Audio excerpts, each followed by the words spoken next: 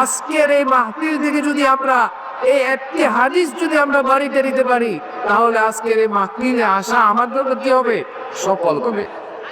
প্রিয় মুসলমান ভাই, আল্লাহ রাসূল সাল্লাল্লাহু আলাইহি ওয়াসাল্লামের শ্রেষ্ঠ বর্ণনা করতেছেন, মাইয়াজবানলি মা বাইনা লিকিয়াইহি ওয়া মা বাইনা রিজলাইহি আজমানু লাহুল জান্নাহ। ও আমার উম্মতরা, তোমরা শুধুমাত্র দুটি জিনিসের জিম্মাদার হও। কয়টি জিনিস মুসলমান? একটু জোরে বলতে হবে, কয়টি জিনিস? যে বইটি আছে একটু জোরে আওয়াজ করে বলে, তাহলে আমার কথাগুলো আপনার হৃদয়ে রাখবে।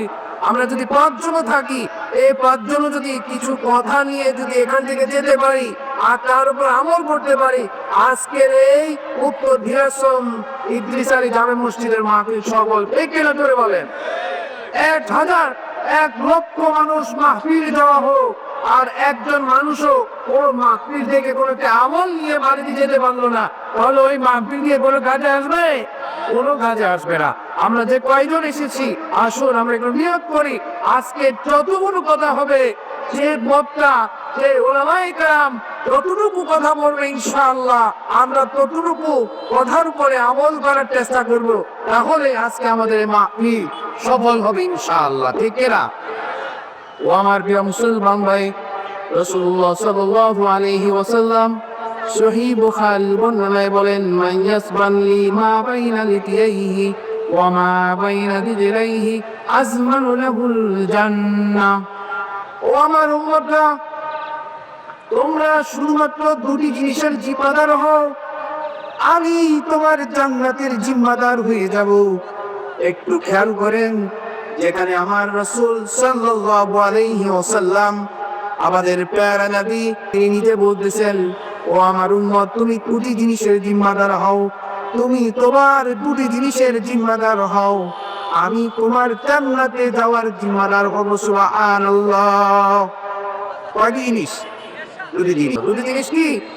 মা বাইনা লিহিয়াইহি, দু চোয়ালের মধ্যবর্তী যে জিহ্বা আছে, জিহ্বাকে তুমি সংযত করো। মা বাইনা লিহিয়াইহি, দু চোয়ালের অর্থাৎ জিহ্বাকে, অর্থাৎ তোমার জবানকে, তোমার মুখকে, তোমার জবানকে তুমি কি করো? হেফাজত করো। বেশি কঠিন না। দু চোয়ালের মধ্যবর্তী জিহ্বাকে তুমি নিয়ন্ত্রণ করো, এবং মা বাইনা লিকিয়াইহি ওয়া মা বাইনা রিজলাইহি, তোমার দুটি রানের মধ্যবর্তী অর্থাৎ লজ্জাস্থানের হেফাজত।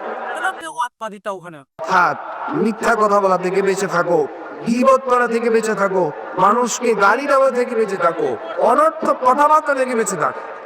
আর তোমার এই জিহ্বাকে, তোমার এই জবানকে তুমি জিকিরে, দরুদ শরীফের মধ্যে, ইস্তেগফারের মধ্যে ব্যস্ত রাখো।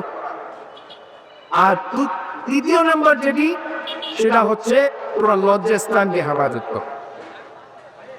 লজ্জাস্থানের হেফাজত করো।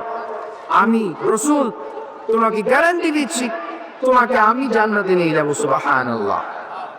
প্রিয় ভাইরা, প্রিয় মা ও বোনেরা, আসুন আমরা এই হাদিসের উপর অন্তত একটু আমল করি। আজকে থেকে আমরা প্রতিজ্ঞাবদ্ধ হই, ওয়াদা করি আল্লাহর সাথে, আজকে থেকে এই ইদ্রিস আলী জামে মসজিদের এই মাহফিল থেকে আমরা সকলে আল্লাহর দরবারে তওবা করি। আজকে থেকে জীবনে আল্লাহ রাব্বুল আলামিন যতদিন আমাদেরকে বাঁচিয়ে রাখবেন, আমরা মিথ্যা কথা বলবো না। ইনশাআল্লাহ পারবেন তো? ও আমার মুসলমান ভাই, আসুন আমাদের জবানকে হেফাজত করি, আমাদের জিহ্বাকে হেফাজত করি।